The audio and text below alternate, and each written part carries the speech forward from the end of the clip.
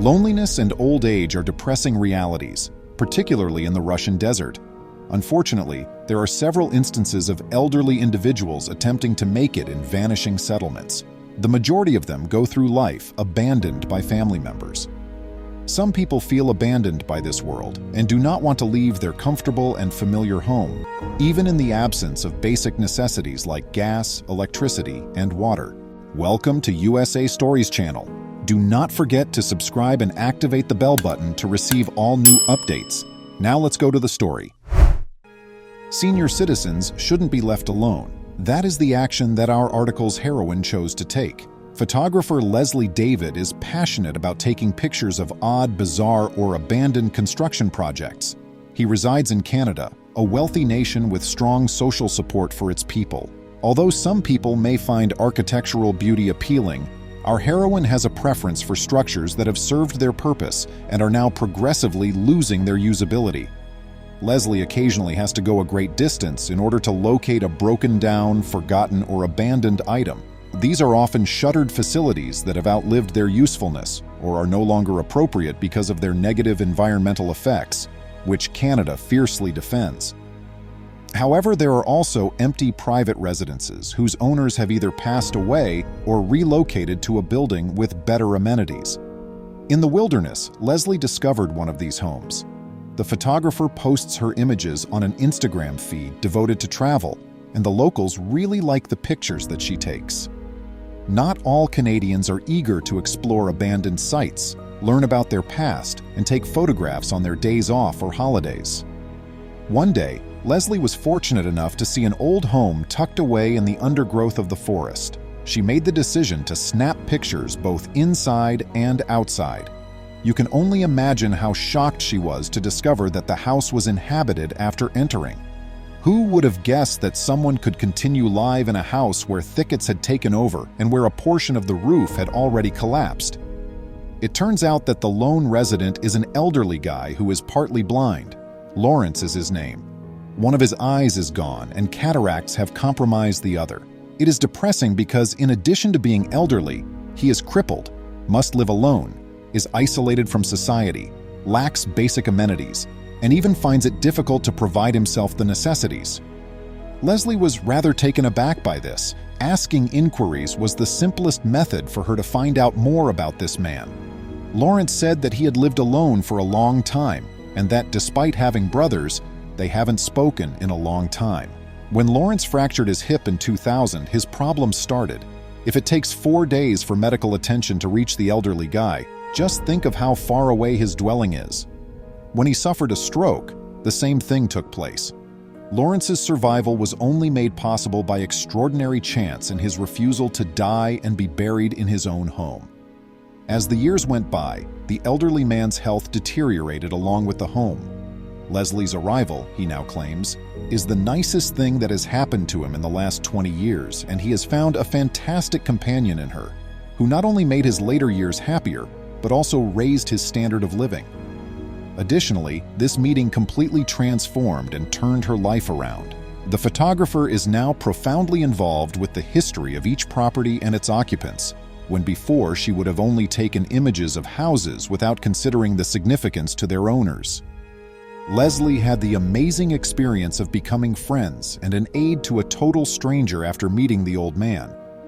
She made the decision to return when Lawrence gave her permission to take pictures of him and his messy, untended area of the house. Leslie brought beverages and snacks when she returned. She spoke happily with Lawrence while he ate pizza and other treats, all the while attempting to get his house back in order. This was difficult because, despite his best efforts to dispose of it in the trash can next to the path, the elderly guy, who was partially blind, was unable to remove the trash on his own for many years. Leslie visited the elderly guy for 6 months, during which time they developed a genuine friendship. Additionally, a lot of Canadians were made aware of the elderly guy who lived alone in a run-down house in the forest during this time. Leslie, of course, shared her find with her followers and added pictures of the home and its resident to her Facebook. The majority of users were astounded by the bravery of an older guy who chose to live alone in an ancient house devoid of neighbors, healthcare, and even a basic store where he could purchase necessities. Others found the idea terrifying, After all, just picture. A person would not even have the option to buy medication in case they became ill with anything as trivial as the flu or a cold for an extended period. Lawrence's sole companion was his dog, who shared a similar lost soul with its owner. As it occurred, there were a lot more individuals than Leslie who weren't apathetic and compassionate. They assisted him in locating his pal a house. Lawrence had the good fortune to enter a first-rate assisted living facility where he is given the required medical attention in addition to excellent care. He had forgotten what it was like to eat healthily, interact with people his own age, and live in a cozy, well-appointed room. He was even permitted to bring his dog along, and now they both enjoy TV time as they wait for Leslie to return. Like her subscribers, the photographer never forgets the elderly guy. She reports on their meetings and updates her Instagram feed with new pictures from her frequent trips to her pal at the assisted living facility. This is the story of how two amazing people's lives were altered by the unintentional discovery of a home in the forest. Leslie consented when Lawrence requested her to accompany him on his final voyage. Why else would we need friends after all? Although nobody is certain how long the elderly guy will live, everyone agrees that he will make the most of his years left. He is surrounded by people that cherish him, look out for him, and join him in celebrating every day I appreciate you seeing. Would you kindly like and post the video on social media? We promise to get back to you as soon as we can. Occasionally, the assistance you want may appear from the most unexpected place. This is the tale of a pregnant woman saved by a group of wolves. You may be wondering how they managed to save her instead of hurting her. You'll be shocked by what happened to her. Since you don't see or hear stories like this very often, I have to admit that if the account hadn't been supported by eyewitnesses, I would have doubted it. While most women have a mystical group of skilled professionals at their disposal to assist with childbirth, Mary Krennic's midwives just understood what to do. They completed the task with certainty, having understood what it entailed. Who then assisted her in giving birth? That will come up later. Mary Krennic resides in Talkeetna, Alaska, but her roots are in Minnesota. In her early 20s, she married the love of her life. She was happily married to her husband and desired a large family with plenty of children. Luckily for this too, Mary became pregnant quickly after they started dating. The Alaskan resident was ecstatic to learn she was expecting a child on that day. Her partner was ecstatic when she informed him. Their child would be running around the home in 9 months. It is exciting, isn't it? Mary had the finest type of unremarkable pregnancy. Other than morning sickness, constipation, food cravings, and sporadic mood swings, she experienced no problems. Nothing unusual occurred. Everything went according to plan. When her scan was due, it was 12 weeks into her pregnancy. The couple was excited to find out if they would be having a girl or a boy. After driving to the city's medical facility, the Minnesotan was told to go see the sonographer for her scan. Her test results indicated that a boy would be her child. Her husband was overjoyed to hear that he would be having a son in a few months when she contacted him right away. The 25-year-old was 8 months pregnant in the winter, and the pair had decided that she would only spend time at home during that time. This was a result of the fact that they resided in Alaska, the nation's coldest state. Despite living in one of the state's milder regions, Talkeetna, the cold season still lasts for 4 months, from November to March. But Mary had to leave their house on this January 2014 day, and she had to go into the city to obtain what she needed. There was a snowfall on her route home. Due to the blizzard, it was extremely difficult to see the road, and many of the roads had gotten closed. It had been snowing all night, and there was no sign of it ending anytime soon. There was 40 inches of snow on top of the roadways, but her car broke down and refused to start when she was just a few kilometers from home. She tried everything to get the car to move, but the tires were stuck in the snow. While emergency personnel were concentrating on the highway rather than the less traveled path in the forest, Mary thought that they might be working to remove the snow off the road and would locate her shortly. Her car was almost out of gas, and she couldn't keep it running for much longer, which made the situation much more precarious. The heavily pregnant woman was getting chilly as the snowfall continued to get worse. She was also concerned about the fact that she was lost in the middle of nowhere and that it was growing dark. What would happen if any of the forest's wild creatures assaulted her? Is this too chilly for her infant?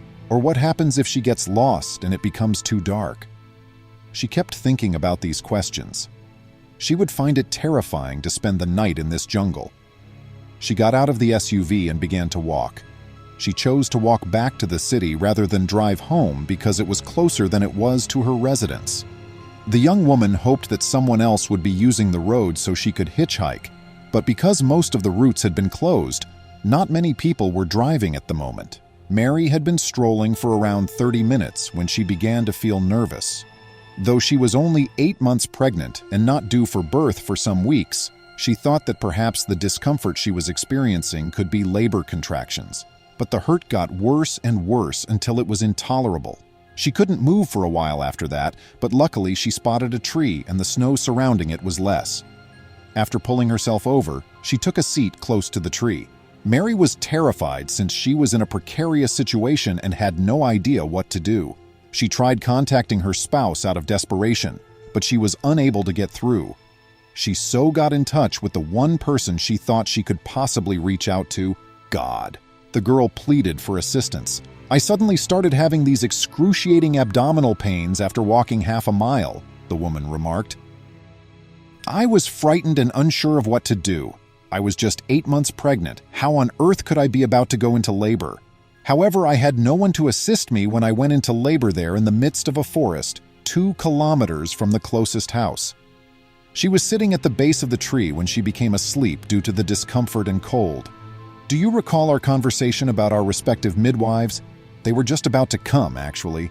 When a troop of wolves showed there, Mary was instantly asleep. The wild creatures would have enjoyed the pregnant woman as a meal. But guess what? They spared her no harm. Rather, they took an unexpected action. She responded, I woke up a few minutes later surrounded by a pack of 10 gray wolves. In response to a question concerning the wolves, the pack leader curled up on my back and the rest of them spread out to create a live, breathing blanket over my quivering frame. Isn't that incredible? It seems sense that they would want to consume the expectant mother. Instead, they provided her with consolation. Though the Minnesotan was taken aback by what she saw, her gut told her not to be afraid since she was in capable hands, or claws. Mary went into labor around half an hour after she woke up.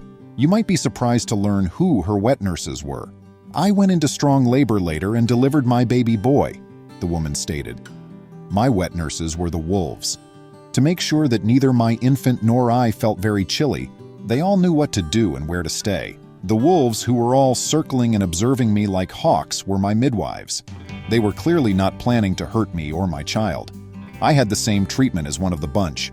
One of them moved my kid toward me with a snout so I could milk him after they licked my baby clean and cut my umbilical cord with their teeth. The hospitality of the pack astounded the new mother. Her personal guardian angels were a bunch of animals. Her spouse and a few acquaintances had been looking for her during this entire ordeal. He was aware that his spouse ought to have come ages ago. Knowing there were dangerous creatures in the region, he felt that the worst may have happened, so he packed a rifle. After spending some time looking for her, Mary's husband and his companions eventually located her car and followed the footsteps. They were concerned that their biggest dread had come true as they noticed the pack of wolves. After firing 3 shots into the air to chase the wolves away, they were all shocked to see Mary and the baby were safe. They quickly covered her in a blanket and headed to the truck, not having had time to ask any questions. Mary says she thinks the wolves were sent by God to assist her, or else she may not have survived with her child. She wishes to see them again since she views them as family. I looked out the rear window while we drove off. The pack was observing us until we were no longer visible while standing in the snow. I'll bring my son back to witness the creatures who rescued them, she declared. Who would have guessed that wolves could be so kind? Do you have any such tales of animals carrying out valiant actions? Let me know in the comments. Until we meet again. Hillary was unconscious for 11 minutes after entering the operating room. When she awoke 4 days later, her family had brought her new baby, but she had refused to bear him. It was as if she was gazing at an unfamiliar person. Hillary Wilson, 41, of Whitechurch, England, shared a home with her spouse and their 2 boys. Lucas, 4, and Sebastian, 6 years old. Hillary was a wonderful mother who cherished her children. The boys looked up to her and told her practically everything, since she believed that being a mother was not enough. She also wanted to be their greatest friend and confidant. She believed in the mother-child relationship and didn't find it difficult to bond with them. Therefore, she never could have anticipated that one day she would find it difficult to bond with her child. After Lucas was born, Hillary became pregnant once more a few years later. The previous 2 pregnancies went smoothly, but this one was a really tragic experience. Over the course of the 3 trimesters, Hillary encountered no difficulties. In fact, she felt a connection to her kid every time he kicked. But these wonderful events will eventually fade from her mind, completely. Hillary went into labor on schedule, and she was taken straight to the hospital. Active work lasts 4 to 8 hours on average, but in Hillary's instance, the labor lasted for 12 hours. The physicians were getting ready for an emergency C-section when they found they were not moving forward. It was a horrible decision, even though it appeared to be the best one. It was during the procedure that Hillary became unwell. Was this a step in the surgical procedure? Is this how I should feel? She was unable to tell. All she wanted was for it to pass so she could be secure, and especially safe for her child. But Hillary would never be the same, even if the baby would finally be well. Hillary experienced an abrupt heart arrest as soon as the physicians removed Felix, the baby, from the womb. She was afflicted with amniotic fluid embolism, a disorder that happens when fecal material, such as hair cells or other debris, enters the mother's circulation. Seizures, comas, and cardiac arrest are possible outcomes of the illness. Not only was the surgery not even close to being finished, but she was rapidly losing a lot of blood due to a cardiac arrest. Hillary didn't get better despite the physician's best efforts to manage the issue. Her eyesight blurred soon after, and she was progressively losing strength. Though she wasn't sure if she would survive the play, Hillary thought of her loved ones throughout these somber times. She trusted her husband to carry on the excellent work, but she was happy that she had raised her boys well. All she wanted was the opportunity to say farewell. She was lost in contemplation until she heard a doctor yell, "CPR!" They were performing chest compressions before she recognized what was going on. Everything turned black at that moment. She went unconscious. For 11 minutes, the physicians gave her CPR and gave her an adrenaline shot. Hillary was put on life support and remained unconscious even after they detected a heartbeat. Upon visiting the doctor, Hillary's family was informed that her chances of survival were only 30% and that there was an 85% likelihood of brain damage. All they could do was relax and bide their time till she came to. But what would be the duration of their wait? A week? 2? Maybe even more? However, they were spared even that much waiting. When Hillary awoke 4 days later, she was completely changed. She winced as soon as she opened her eyes. She was unable to recall anything. I was attempting to interpret everything. I had no idea what had happened or where I was. Hillary remarked, "I had no idea that I'd ever been pregnant or had just given birth." She wanted answers to too many questions, but when she attempted to stand, she found she was immobile. This was a result of her being heavily sedated. She had forgotten that she had had a C-section, so she wasn't sure why she was experiencing the intense agony in her stomach at that moment. Even though she would have wanted to scream for assistance, the tubes in her airways prevented her from speaking. These things simply increased her paranoia. Who knows where they are when they wake up? Was this a dream of any sort? She had to wake up if that was the case. I had assumed that I had either died or been disabled. After a while, I realized that I had to be having a nightmare, stated Hillary. The physicians phoned her spouse to let him know about the new news once she became aware again. The spouse of Hillary was eager to see her again. His other family members hurried to the hospital when he called them. Regretfully, she was left wondering about their identity and the reason for the intense affection and sympathy they were showing her when they visited her room. I couldn't recall who my spouse and family were when I saw them. It took days for the sedatives to wear off for the world to return to reality, but at first I could identify their faces. It seemed rather bizarre, remarked Hillary. Hillary didn't regain any recollection of her newborn child even after she regained consciousness and was able to communicate and know her relatives. She didn't even know who or what Felix was, but every time her husband and family paid her a visit, they assured her that Felix was doing well. Since I was aware that my stomach was the source of the discomfort, I reasoned that having a cesarean section would explain why my stomach hurt when others mentioned the baby. Although everything made sense, I had trouble accepting it since I couldn't recall. Hillary struggled with all of them, but something changed when her sister showed her a photo of Felix. She immediately recognized the clothes the kid was wearing since it was one she had worn with her other two sons. She believed the kid may be hers after all, as she knew no one else could have it. Even though she was still incredibly puzzled, she decided to trust anything everyone told her after that. After 6 days, Felix was taken to Hillary by the medical personnel and family so that she could nurse him.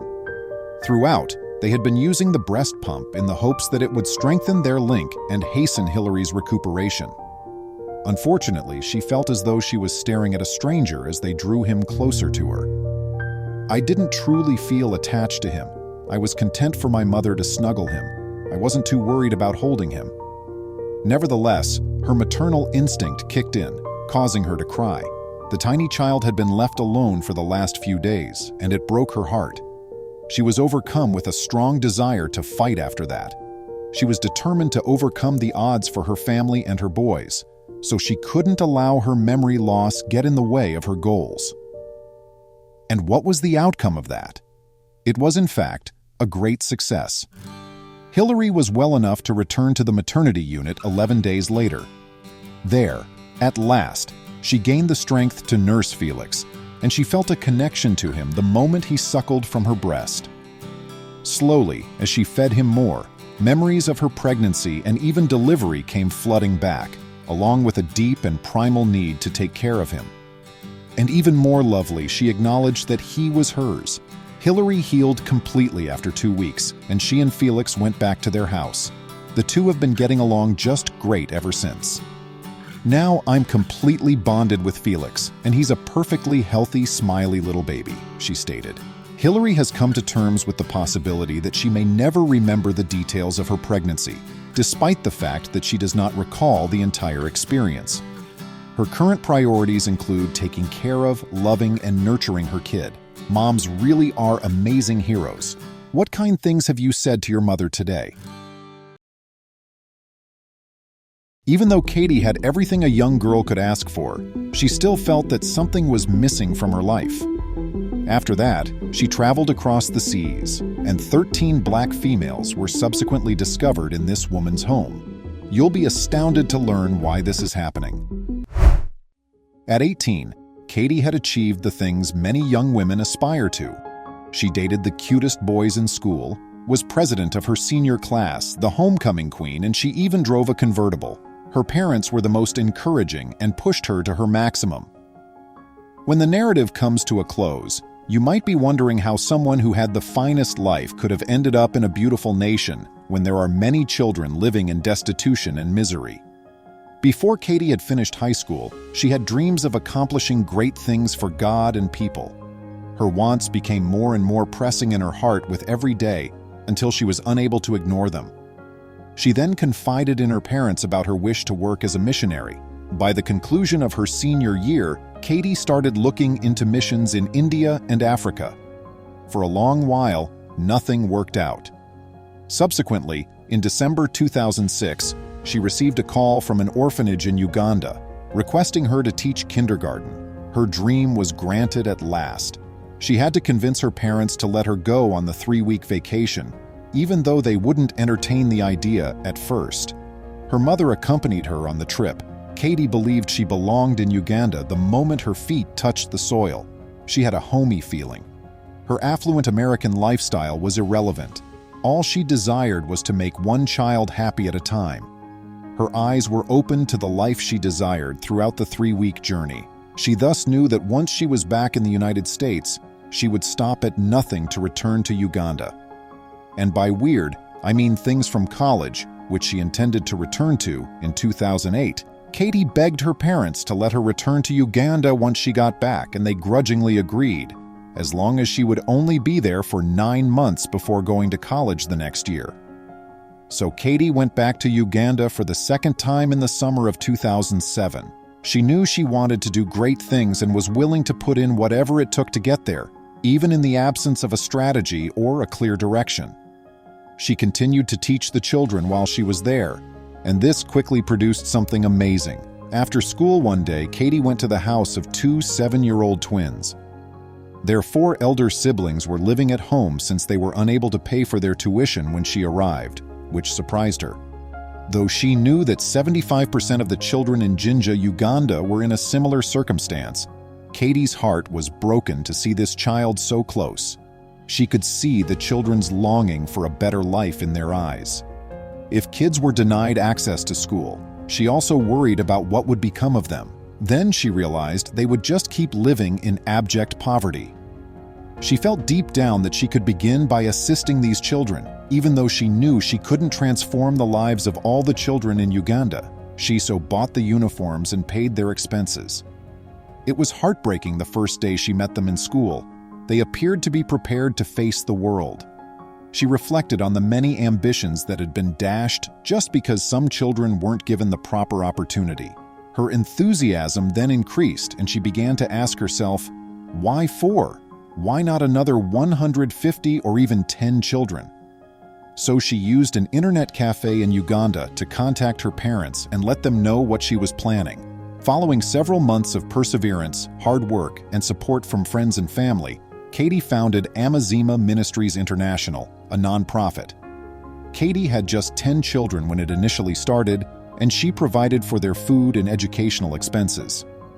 However, friends and relatives stepped in to support her after learning about the way she was changing lives in Uganda.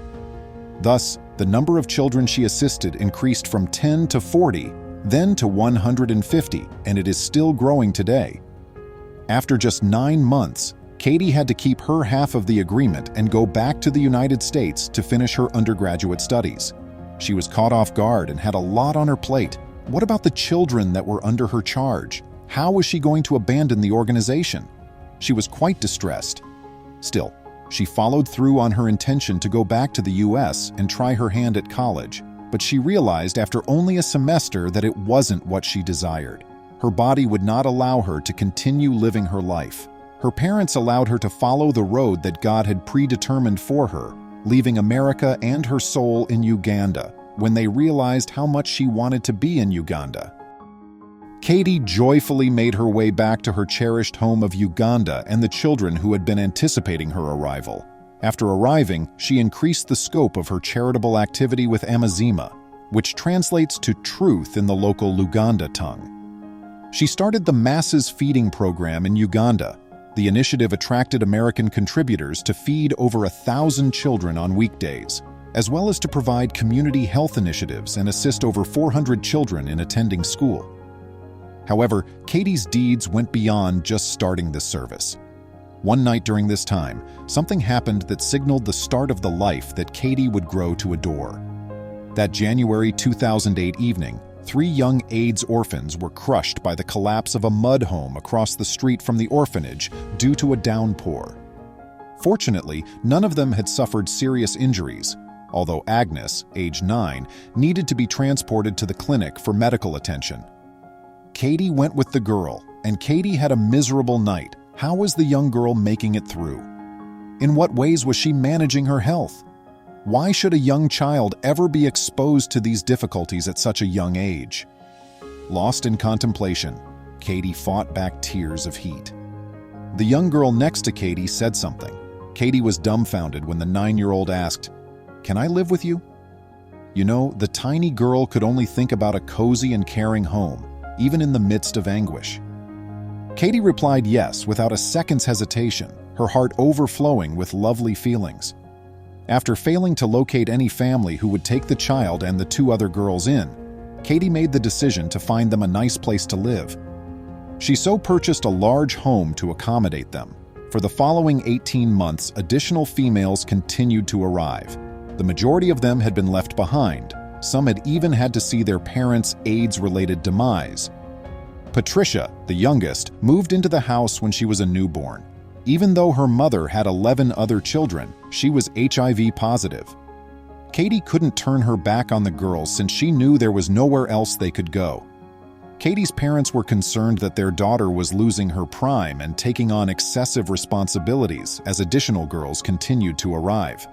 However, only Katie was aware of the happiness and contentment her good deeds were bringing her. Over the years, Katie fostered 13 girls who lived with her. She would respond, "I don't know," whenever someone questioned why there were so many children. "These are the kids that God delivered to me." As a single mom, Katie did a fantastic job of raising the children over the years. But she didn't take long to find Majors, a male, to live with. He was in Uganda on a missionary tour when she first met him.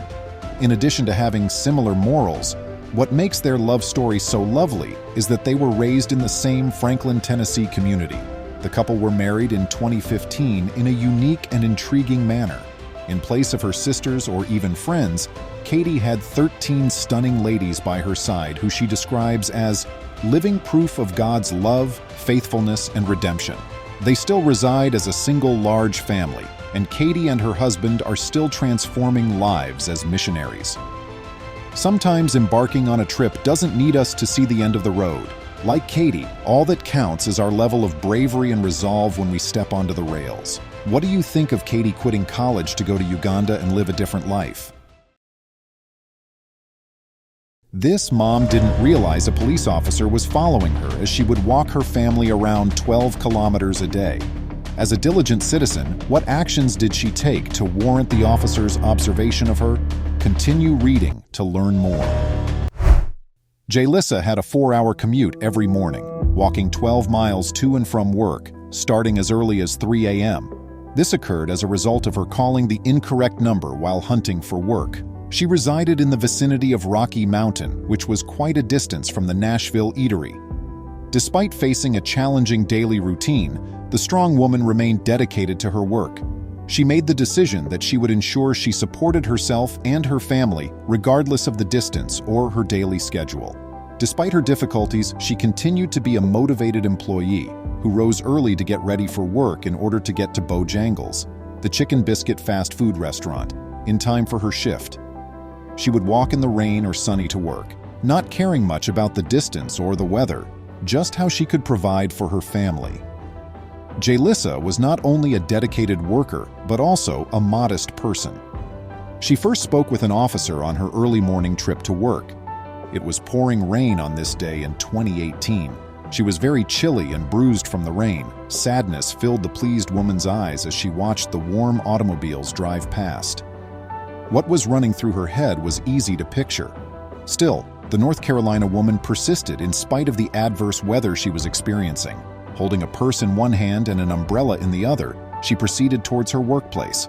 Even though she was exhausted and experiencing severe physical pain after more than an hour of walking, she persisted in her stroll down the pavement. Jalissa noticed a vehicle approaching from behind. She pondered who the person in the car may be, but the heavy rain made it difficult for her to see. So her initial guess was that it might be a police officer. She moved faster, more nervous about the scenario after realizing it was a police officer. "Am I getting into trouble?" she asked herself. After stopping his vehicle, the policeman motioned for her to approach him. Jalissa's heart was pounding with worry. She contemplated that she could have done something improperly for the officer to stop her. She was also worried that she might be late for work as a result of this occurrence. The American believed she was going to have a terrible day. Sensing she had done nothing wrong, she plucked up the bravery and approached the officer's car with assurance. She was unaware that an unforeseen change in her life was about to occur. Jalissa believed she was going to the train station. For what other reason would a policeman pull her over and order her into his car? It's strange, isn't it? The woman from North Carolina was laid back, diligent, business-minded, and optimistic about life. Although she felt she had done nothing wrong, she was unable to stop the negative ideas from entering her mind. She was unaware that the law enforcement official regularly drove by the route she used to get to work. For months, he had been observing her as she walked to the restaurant. But this morning was especially unlike the others. The policeman noticed her strolling along the sidewalk in the midst of a strong downpour and strong wind.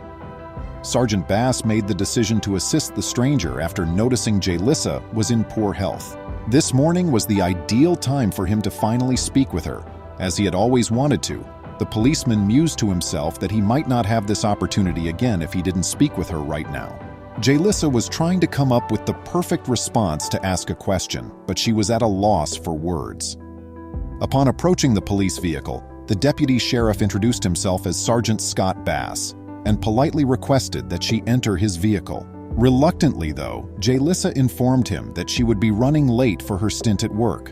The officer took little notice of her response and reiterated the fast food employee was anxious since she had no idea what to anticipate when she was told to get into his car. Upon closer inspection of the policeman's badge, she learned that he was the Nash County Sheriff. She was also concerned since the policeman said nothing to her, and she was attempting to mentally map out their destination. He was taking her to the electric chair, she thought to herself. Soon later, they were in front of her workplace, Bojangles, a fast food restaurant serving chicken and biscuits. When she eventually realized the officer saw her problems, he offered to help her with her difficult trek to work by giving her a lift. Such generosity, can you believe it? He had Jalicia's undying gratitude. It was usually Jalicia strolling along the busy route to work that the considerate police officer saw. He was moved by her incredible energy and appreciated her commitment to her profession, despite bad weather and distance. Now, Jalicia's experience is incredible because it goes beyond this first lift, which thereafter became regular. Not only was the police officer, who was now a friend, giving her rides, but she was also getting requests for assistance from other sheriffs. I know, it's amazing. This kind police officer considered ways to make her workload less. After telling his wife about her ordeal, the two of them came up with a plan to support the diligent woman. Every day that I gave her a ride, I just for some reason talked to my wife about her, he claimed. It just kind of really weighed on and bothered me. You would be astounded by what he did next. Sergeant Bass, who went above and above to provide Jalicia with a present, reached out to Walmart in Nashville and had conversations with a few of the managers there. He told them the woman's story. After hearing about her ordeal, they decided to give her a bicycle so she could stop traveling. Isn't that incredible? Jalicia was also invited to the Nash County Deputy's office. This time, she wasn't as concerned as she knew he was acting in her best interests. She was worried, though, as she had no idea why he had phoned. He showed her to the parking lot when she got to his workplace. Jalicia was moved to tears by what transpired next because she couldn't believe such a generous deed. He informed her that the bicycle she was viewing was a present for her. Jalicia was flooded with feelings. The kind deputy sheriff had given her a brand new Schwinn Fairhaven women's cruiser bicycle, which she couldn't believe. She ran out of things to say. She remarked, "I was shocked. I didn't think it was real." She was happy that she wouldn't have to walk 12 kilometers every day and was appreciative to him. Sergeant Bass's amazing deed of generosity improved Jalicia's life and restored her confidence in others. She was free of the daily burden of walking to work. It was amazing how much the sergeant's gift reduced the amount of time spent walking. Could the narrative of North Carolina nevertheless get much better? Millions of people were moved by the officer and Jalicia's unique bond when they shared their tale online. Their narrative went viral and they were featured in several media outlets. Talk show host Steve Harvey was also drawn to them. The two were asked to the studio to tell their remarkable story, and before they left the program, she received an even greater surprise. A car. Yes, her very own. The heartwarming tale of Jalicia demonstrates that good people may still be found in the world. Her experience demonstrates the power of even the smallest deed of compassion. Do you have any anecdotes about police kindness? Tell me about them in the comments section. Until we meet again, be careful. Please remember to subscribe to our channel, give us a thumbs up, and turn on the notification bell so you won't miss any of our videos. If you enjoyed the tale, the next video that plays on your screen will probably move you too.